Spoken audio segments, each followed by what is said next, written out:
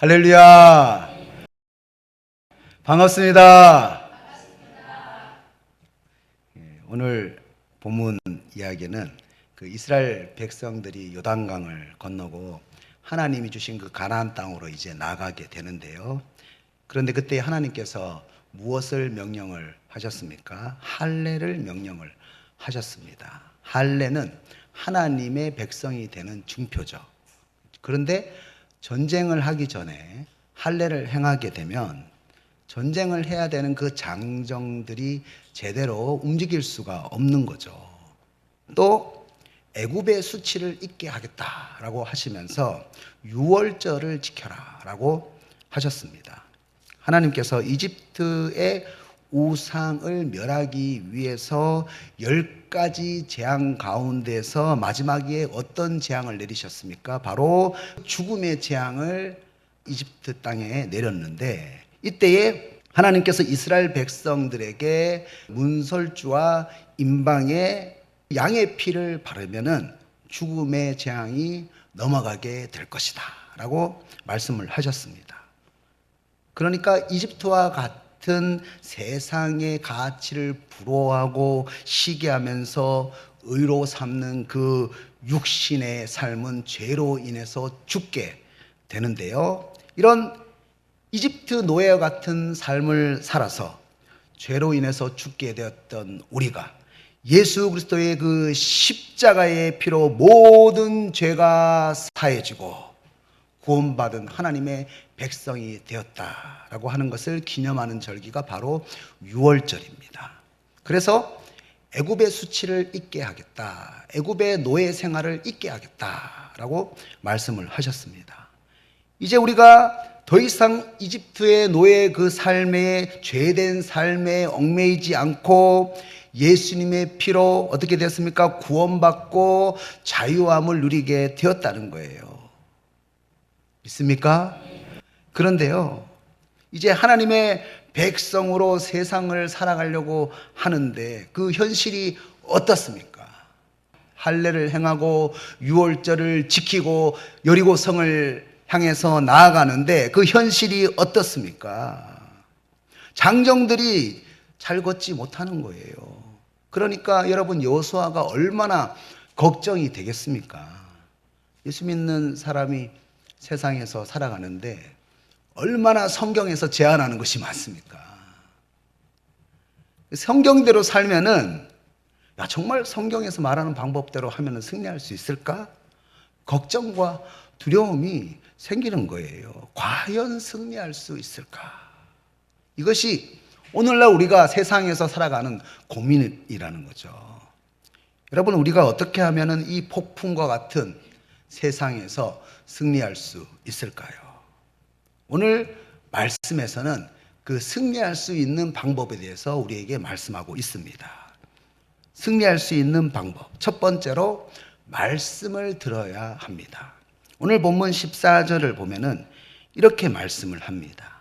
나는 여호와의 군대 대장으로 지금 왔느니라. 이렇게 말씀하고 있죠. 여리고 전쟁을 앞두고 하나님께서 군대 대장을 보내셨는데요. 이 전쟁은 내가 하는 것이 아니라 누가 한다는 거죠? 하나님이 하시는 전쟁이기 때문에 하나님의 군대 대장을 보내셨어요. 그런데 아직 여호수아는 이 전쟁을 내가 해야 된다고 생각을 하니까 부담도 되고 또 두려움도 많은 거예요. 그런데 눈을 들어보니까 한 사람이 칼을 빼서 손에 들고 서 있는 거예요. 그래서 13절에서 여호수아가 이렇게 물었습니다. 너는 우리를 위하느냐, 우리의 적들을 위하느냐? 그러면 뭐 아군이다, 적군이다, 뭐 이렇게 대답을 해야 될 것 아닙니까? 칼을 들고 있으니까. 손들어, 움직이면 쏜다, 암고, 남한동교회, 이렇게 해야지 아군인지 알 것 아닙니까? 전쟁할 때에 그 사람이 아군인지 적군인지 정말로 중요한 문제 아닙니까? 그런데 그때에 이 여호와의 군대 대장이 뭐라고 말합니까? 14절을 보면은 아니라 이렇게 말합니다. 아니라. 무슨 말입니까? 아군도 아니고 적군도 아니라는 거예요. 아니라. 그러면은 정체가 무엇입니까? 14절을 보면은 나는 여호와의 군대 대장으로 지금 왔느니라. 너의 편으로 온 것이 아니라 여호와의 군대 대장으로 왔다. 그게 무슨 말입니까? 나는 너희들 편이 아니라 여호와의 군대 대장으로 하나님 편에 왔다는 거예요. 우리들의 기도의 관심은 늘 그렇습니다. 하나님 내 편이 되어주세요. 하나님 내 편이 되어주세요. 그런데 이 전쟁은 하나님께서 말씀하시는데 하나님이 주도적으로 하시는 전쟁인데요. 그래서 절대로 하나님이 내 편이 되면 안 되는 거예요. 내가 하나님 편이 되어야 한다는 겁니다. 내가 하나님의 말씀을 듣고 하나님 편이 되어야 된다는 거예요. 그래서 우리가 하나님 편이 되기 위해서 어떻게 해야 합니까? 14절을 한번 보세요. 그러니까 여호수아가 어떻게 했습니까? 얼굴을 땅에 대고 엎드려 절하고 내 주여 종에게 무슨 말씀을 하려 하시나이까. 옛날에 신하가 임금에게 말씀을 들을 때에 이런 자세를 했잖아요. 얼굴을 땅에 대고 엎드려서 전하 하명하여 주시옵소서. 어떤 말씀을 하시든지 듣겠다라는 그런 태도죠. 하나님이 내 편이 되는 것이 아니라 내가 하나님 편이 되기 위해서는 여러분 우리가 우리의 생각으로 하나님을 만들면 안 돼요. 어떤 말씀이든지 듣겠습니다. 그저 말씀만 하십시오. 하나님의 말씀을 통해서 우리가 행동할 수가 있어야 된다는 거예요. 제가 영양갱을 상당히 좋아합니다. 그래가지고 편의점에 가면은 꼭 영양갱을 몰래 사 먹었어요. 그런데 요즘은 안 먹습니다. 제가 절제합니다. 왜냐하면은 그 영양갱이 제 건강에 정말로 좋지 않다는 사실을 제가 알았거든요. 여러분 단 것보다 입에 쓴 약이 몸에 좋을 때가 상당히 많습니다. 그런데 우리는 내 건강에 좋은 그런 쓴 말씀을 외면할 때가 상당히 많다는 거예요. 우리들의 기도도 그렇습니다. 내가 정말로 가지고 싶은 것들이 때로는 우리들의 영적 건강을 해칠 때가 많다는 거예요. 그래서 야고보서 4장 1절에서 3절까지의 말씀 보면 이렇게 말씀합니다. 너희 중에 싸움이 어디로부터 다툼이 어디로부터 나느냐? 너희 지체 중에서 싸우는 정욕으로부터 나는 것이 아니냐? 너희는 욕심을 내어도 얻지 못하여 살인하며 시기하여도 능히 취하지 못함으로 다투고 싸우는도다. 너희가 얻지 못함은 구하지 아니하기 때문이요 구하여도 받지 못함은 정욕으로 쓰려고 잘못 구하기 때문이라. 아멘. 무슨 말입니까? 우리가 기도를 할 때에 하나님의 생각을 알아야 된다는 거예요. 내 정욕을 위해서 기도하게 되면은 그것은 사실 우리 자신을 망치게 될 수가 있다는 겁니다. 하나님이 내 편이 되기 위해서 내 정욕을 이루어 주십시오. 이렇게 기도를 하게 되면은 하나님이 그렇게 되는 거예요. 하나님이 나를 세상의 다툼에서 이기게 하시는 하나님. 하나님이 나를 세상에서 돋보이게 하는 하나님. 하나님이 나를 세상에서 자랑하게 만드는 그런 하나님의 모습을 왜곡하고 만드는 거예요. 그러면은 오히려 우리에게 독이 된다는 거예요. 그래서 유다서 1장 16절 말씀을 보면은 이렇게 말씀합니다. 정욕대로 행하는 교직 교사에 대해서 말씀하는데요. 그 정욕대로 행하는 자라 그 입으로 자랑하는 말을 하며 이익을 위하여 아첨하느니라. 그러니까 당시 그 거짓 교사들이요, 하나님을 내 정욕을 이루어 줄 수 있는 내 편으로 만들어 가지고 뭔가 잘 되면은 간증이라는 이름으로 자랑하는 거죠. 그래서 또 성공을 위해서 수단과 방법을 가리지 않고 세상 사람들하고 똑같이 아첨하면서 살아가는 거예요. 어디서 나옵니까? 다 정욕에서 나오는 거예요. 시기와 다툼 어디서 나옵니까? 하나님, 내가 그 욕심을 이룰 수 있도록 내 편이 되어 주십시오. 거기서부터 나오는 거예요. 그래서 유다서 1장 11절에서 이런 거짓 교사에 대해서 이렇게 말씀하거든요. 발람의 어그러진 길로 몰려갔으며, 여러분 발람이라는 거짓 선지자에 대해서 여러분 아시죠? 모압 발락이요, 그 발람이라는 선지자를 고용했습니다. 왜냐하면 이스라엘 백성들을 저주하려고. 그 이스라엘 백성들에게는 하나님의 소원이 있잖아요. 자기의 소원이 아니라 제사장 나라라고 하는 그 하나님의 소원이 있잖아요. 그런데 모압 왕 발락이요, 발람에게 세 차례에 걸쳐서 이스라엘을 저주해달라고 이렇게 대가를 준 거예요. 불의의 사기라고 얘기합니다. 그 대가를 주면서 부탁을 했거든요. 그래서 이 발람이라는 선지자가 세 차례나 이스라엘을 저주하려고 하는데 하나님께서 저주를 못하게 하고 축복을 하게 하시는 거예요. 그래서 베드로후서 2장 15절에서 16절 말씀에서 거짓 교사에 대해서 얘기하면서 이렇게 얘기합니다. 그들이 바른 길을 떠나 미혹되어 부올의 아들 발람의 길을 따르는도다.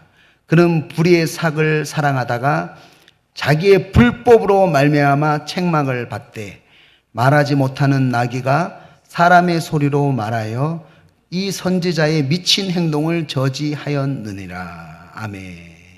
하나님께서 이 거짓 선지자 발람이 하는 행동을 무엇 때문에, 무엇이 동기가 됐다는 거예요? 불의의 사기 동기가 되었다. 그래서 그 정욕이 동기가 되어서 하나님이 내 편이 되어주세요 라고 그렇게 자기가 사역을 했기 때문에 그런 행동을 뭐라고 얘기했습니까? 미친 행동이다 라고 지금 베드로 후서에서 거짓 교사에 대해서 이야기하면서 말씀하고 있는 거예요. 오늘날 거짓 교사들이 얼마나 많은지 몰라요.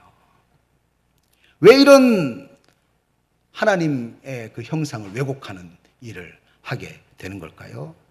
하나님을 그저 내 욕심을 이루어 줄 수 있는 수단과 방법으로만 생각하기 때문입니다.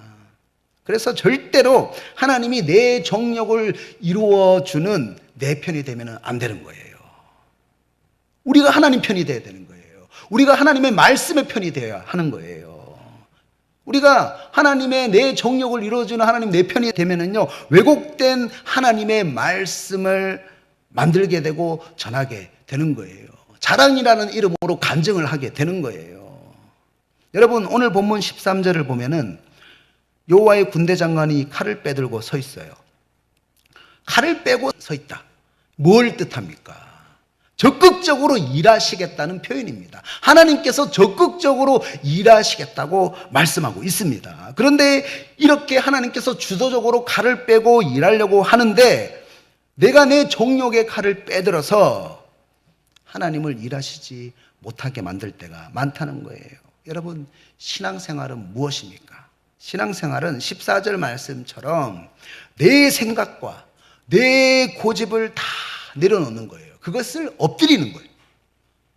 엎드린다는 것은 내 생각과 고집을 다 내려놓고 무슨 말씀을 하시려 합니까? 하면서 하나님의 말씀을 듣는 것이 바로 신앙생활의 시작입니다. 사무엘상 3장 10절을 보면 똑같은 표현이 나옵니다. 사무엘 선지자가 처음 하나님의 그 음성을 들을 때에 뭐라고 말했습니까? 여호와께서 임하여 서서 전과 같이 사무엘아 사무엘아 부르시는지라. 사무엘이 이르되 말씀하옵소서 주의 종이 듣겠나이다. 우리가 말씀을 들을 수 있는 귀가 열려야 된다는 거예요. 우리의 마음이 열려 있어야 된다는 거예요. 그러면 우리 안에 있는 정욕을 비워야 되는 거예요. 그래야지 하나님이 우리에게 하시는 말씀을 들을 수가 있다는 거예요. 그래서 신앙생활은 내 정욕을 이루기 위해서 하나님이 내 편이 되는 것이 아니라 내가 하나님의 편이 되기 위해서 하나님의 말씀을 듣는 거예요. 그런데 여러분, 말씀하옵소서 주의 종이 듣겠나이다. 이 말을 여러분 누가 가르쳐줬습니까? 엘리 제사장이 가르쳐줬거든요, 사무엘에게. 그런데 엘리 제사장은 왜 하나님의 음성을 듣지 못했습니까? 엘리 제사장은 자기 앞에 있는 정욕을 내려놓지 못한 거예요. 그 정욕을 내려놓지 못해서 하나님의 말씀을 듣지 못하는, 성전에서 일하지만 하나님의 말씀을 듣지 못하는 그런 불행한 삶을 살 수밖에 없었다는 겁니다. 지금 우리가 엘리 제사장을 욕하겠지만 우리도 똑같아요. 내 힘으로는 절대로 내 안에 있는 정욕을 제어할 수가 없어요. 여러분, 있다고 생각하면 착각입니다. 내 안에 하나님의 소원이 있지만 그것을 행할 수 있는 능력이 없는 사람이라는 것을 알아야 됩니다. 바울이 그것을 알았어요.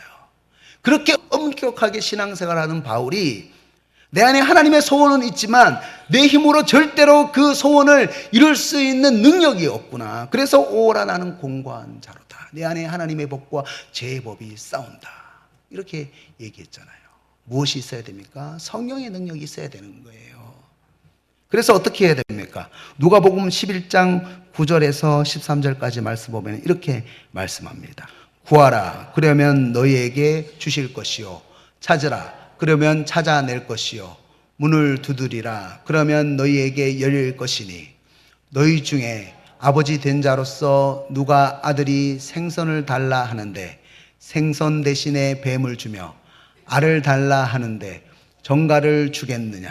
너희가 악할지라도 좋은 것을 자식에게 줄 알거든 하물며 너희 하늘 아버지께서 구하는 자에게 성령을 주시지 않겠느냐. 우리가 무엇을 구해야 됩니까? 우리 안에 하나님의 소원이 있지만 그것을 행할 능력이 없어요. 그것을 바울이 깨달았어요. 그래서 내 안에 하나님의 법과 죄의 법이 싸운다. 내 스스로 그것을 행할 수가 없다. 그래서 우리가 무엇을 위해서 기도해야 됩니까? 좋은 것이 무엇입니까? 13절에서 그 좋은 것이 바로 성령님이에요. 성령님이 하나님의 소원을 행할 수 있는 능력을 주신다는 거예요. 그래서 우리가 무엇을 위해서 기도해야 됩니까? 하나님, 내 마음 가운데에 성령 충만함을 주셔서 하나님의 말씀을 들을 수 있게 하여 주시옵소서. 하나님의 말씀이 생각나게 하여 주시옵소서. 우리가 기도해야 된다는 거예요. 쉽게 말씀을 드리면 이런 말입니다. 3살 아이가 칼을 가지고 놀고 있는 거예요. 칼을 가지고. 그래서 뺏었어요. 그랬더니 계속 울면서 칼을 달라고 하는 거예요. 그러면 여러분, 부모가 그 칼을 주겠습니까? 줄까요? 오히려 이 칼이 아이를 해하게 되잖아요. 그래서 칼을 안 주고 아이에게 도움이 되라고 성경 동화를 TV에서 나오길래 보여줬단 말이에요. 그런데 싫다는 거예요. 싫다는 거예요. 그냥 칼을 가지고 노는 것이 좋으니까 달라는 거예요. 여러분, 우리가 그렇게 살아갑니다. 이렇게 정욕을 위해서 기도하는 것이 독이 되는데도 불구하고 때를 쓰면서 달라고 기도할 때가 많다는 거예요. 나에게 가장 좋은 것이 무엇입니까? 13절을 다시 한번 보세요. 가장 좋은 것이 무엇입니까? 좋은 것을이라고 얘기하면서 구하는 자에게 무엇을 주신다고요? 성령을 주시지 않겠느냐. 나에게 가장 좋은 것은 바로 진리의 성령님이에요. 내 안에 하나님의 소원을 가지고 있지만 그것을 행할 능력이 없지만 우리가 성령 충만함을 위해서 기도할 때에 성령님이 말씀을 듣게 하시고 사건이 생길 때에 그 말씀이 생각나게 하셔서 말씀을 행할 수 있는 능력을 성령님이 주신다는 거예요. 그래서 주님에게 우리가 기도할 때에 하나님, 나의 정욕을 채우기 위해서 성공하는 방법을 주님, 내가 배우는 것이 아니라 하나님의 소원을 이루기 위해서 십자가의 길을 가게 주시옵소서. 하나님의 소원을 이루어 드리기 위해서 말씀을 통해서 하나님의 성품을 배우게 해 주십시오. 이런 애통하는 마음, 하나님 말씀에 대해서 갈망하는 그런 마음이 우리 가운데 있어야 된다는 거예요. 베드로후서 1장 4절을 보면 이렇게 말씀합니다. 이로써 그 보배롭고 지극히 큰 약속 우리에게 주사 이 약속으로 말미암아 너희가 정욕 때문에 세상에서 썩어질 것을 피하여 신성한 성품에 참여하는 자가 되게 하려 하셨느니라. 아멘. 여기서도 뭐라고 말씀합니까? 정욕 때문에. 우리가 하나님 앞에 기도할 때 정욕으로 기도하는 것이 아니라 하나님의 소원은 있지만 능력이 없습니다. 하나님 평소에 듣고 묵상하고 성령님께서 감동하셨던 그 말씀이 나에게 어떤 사건이 생길 때마다 주님 제발 부탁합니다. 생각나게 해주십시오. 그때에 우리가 신성한 성품에 참여하는 자가 될 수가 있다는 거예요. 그래서 우리가 의에 줄이고 목마른 자가 되어야 되는 거예요.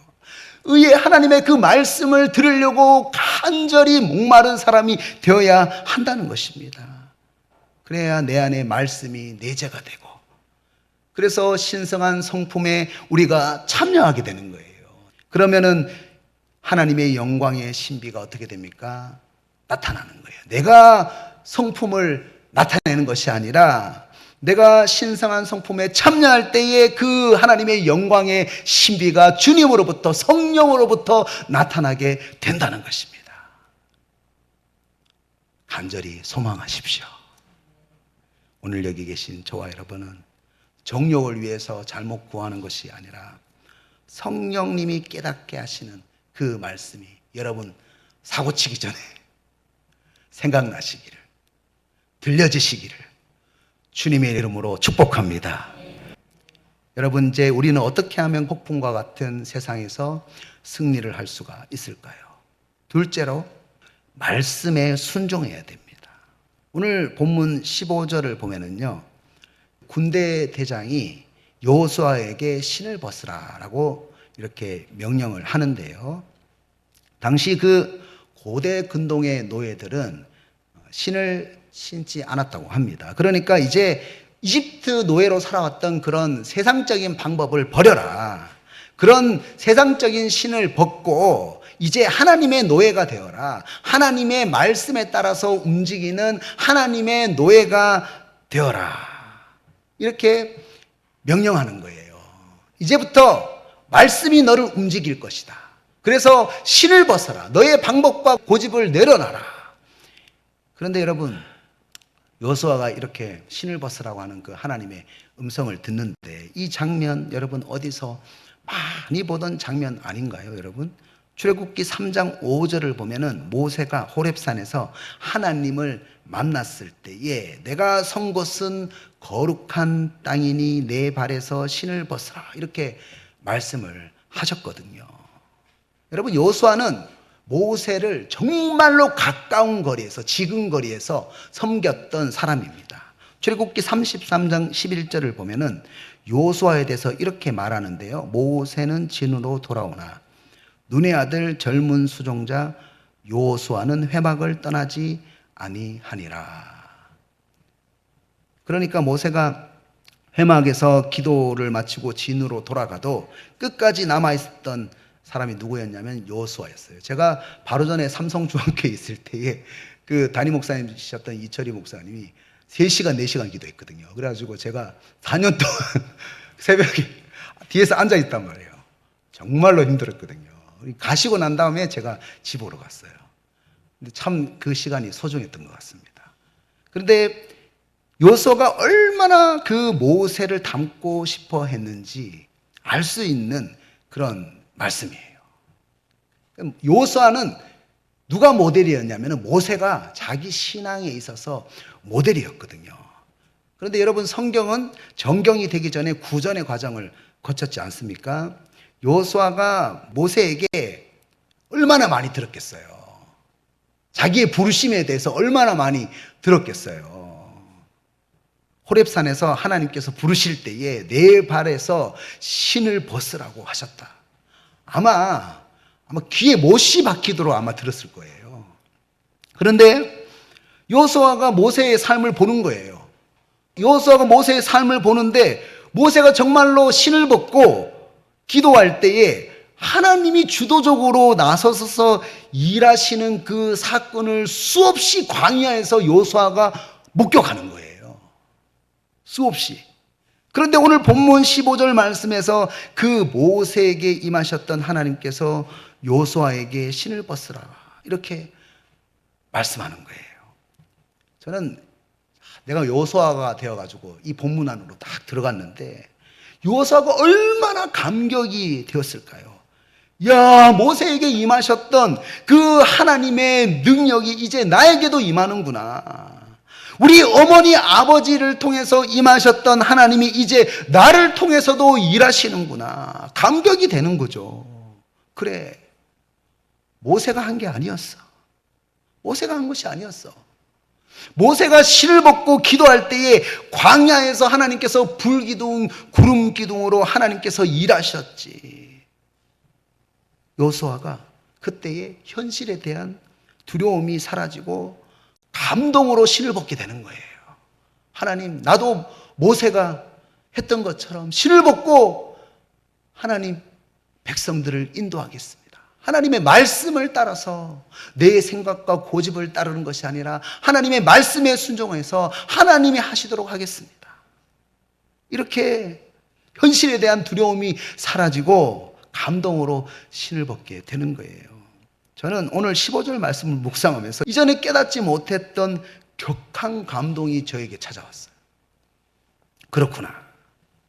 남한동 교회에 신앙의 모델이 필요하구나.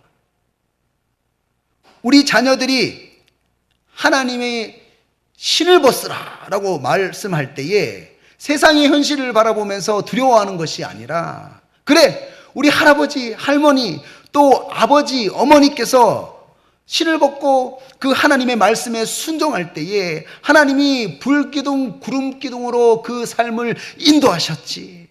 내가 하는 것이 아니지. 내가 내 고집을 내려놓고 내 방법을 내려놓고 내 정욕을 내려놓고 하나님의 말씀에 순종하기만 하면 하나님이 하시는 것이지. 내가 봤어. 우리 아버지의 삶을 통해서, 어머님의 삶을 통해서 내가 봤어.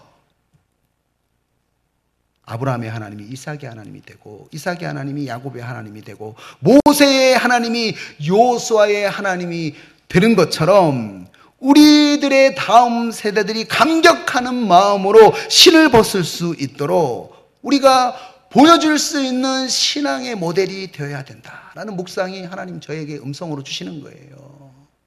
모세가 자기의 방법에 신을 벗고 불기둥, 구름기둥을 따라서 순종했던 것처럼 여러분, 여리고성을 무너뜨릴 때에 자기 방법으로 안 하는 거예요.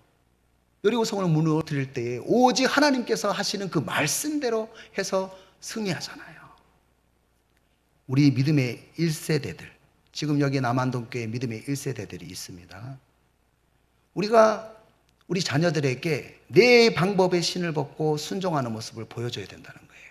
하나님께서 오늘 우리에게 그런 비전을 선포하고 계신다는 거예요. 내가 아니라 하나님이 일하시는 것을 우리의 다음 세대들에게 보여줘야 된다는 거예요. 옆 사람에게 한번 고백해 볼까요? 우리 다음 세대들에게 보여줍시다. 신을 벗읍시다 라고 고백하겠습니다. 여러분 보여주세요. 내가 신을 벗고 하나님 말씀에 따라서 나갈 때 하나님이 일하시는 것을 여러분의 삶을 통해서 보여주십시오. 그러면은 여러분의 자녀들도 신을 벗을 수가 있는 거예요. 두려움 가운데에 하나님의 일하심을 기대하면서 감격하는 마음으로 쓰임받을 수 있는 사람이 될 수가 있다는 겁니다. 찰스 스펄전 목사님이 이렇게 말했습니다. 아버지의 거룩한 삶은 그의 자녀들에게 풍성한 유산입니다. 찰스 스펄전 목사님의 말을 읽으면서 많이 얘기했어요. 어머니의 거룩한 삶은 그의 자녀들에게 풍성한 유산입니다. 아이들은 부모의 말을 듣고 배우기보다는 부모의 뒷모습을 보고 배운다고 해요. 부모가 하나님 앞에서 어떻게 살아가는지 자녀들이 다 보고 있다는 겁니다. 여러분, 자녀들에게 어떤 모습을 보여줘야 합니까? 하나님 앞에 내 고집을 내려놓는 모습을 보여줘야 돼요. 하나님 앞에서 내 생각을 내려놓는 모습을 보여줘야 돼요. 교회에서 주장하면서 살아가는 것이 아니라 하나님의 음성에 민감하고 내 고집과 생각을 내려놓고 신을 벗을 때에 하나님이 일하시는 것을 우리 다음 세대들에게 보여줘야 된다는 거예요. 그러면 우리의 다음 세대들이 꿈이 있는 땅이 되는 거예요.